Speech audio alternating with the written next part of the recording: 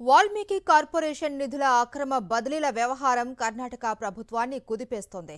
అవినీతి ఆరోపణలు, బీజేపీ ఆందోళన నేపథ్యంలో మంత్రి బి నాగేంద్ర రాజీనామాకు సిద్ధమయ్యారు. అయితే ముఖ్యమంత్రి డీకే శివకుమార్ కాంగ్రెస్ అధిష్టానంతో చర్చించే వరకు వేచి ఉండాలి అని నాగేంద్రకు సూచించినట్టు సమాచారం. కర్ణాటక మహర్షి వాల్మీకి షెడ్యూల్డ్ ట్రైబ్స్ డెవలప్మెంట్ కార్పొరేషన్లో సుమారు 89 కోట్ల రూపాయలు అక్రమాలు జరిగాయన్న ఆరోపణలు ఆయనపై ఉన్నాయి. 2024 మేలో ఈ స్కామ్ వెలుగులోకి వచ్చింది.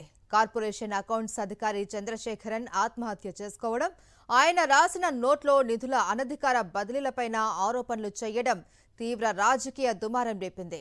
దర్యాప్తులో కార్పొరేషన్ బ్యాంకు ఖాతాల నుంచి భారీ మొత్తాలు వివిధ ఖాతాలకు బదిలీ అయినట్లు ఆరోపణలు వచ్చాయి. అప్పట్లో గిరిజన సంక్షేమ శాఖ మంత్రిగా ఉన్న నాగేంద్రపై ప్రతిపక్ష బీజేపీ తీవ్ర విమర్శలు చేసింది. దీంతో 2024 జూన్లో నాగేంద్ర మంత్రి పదవికి రాజీనామా చేశారు. అయితే రాజకీయ పరిణామాల మధ్య నాగేంద్రను తిరిగి కేబినెట్లోకి తీసుకున్నారు. ఆగస్టు 3న ఆయన మళ్లీ మంత్రిగా ప్రమాణ స్వీకారం చేశారు. తాజాగా బీజేపీ ఆందోళనలు తీవ్రతరం చేయడంతో రాజీనామాకు ముందుకొచ్చారు.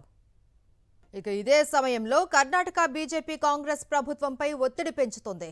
సెప్టెంబర్ 1 నుంచి 10 వరకు రాయచూరు నుంచి బళ్ళారి వరకు సుమారు 200 కిలోమీటర్ల పాదయాత్ర చేపట్టనున్నట్లు ప్రకటించింది.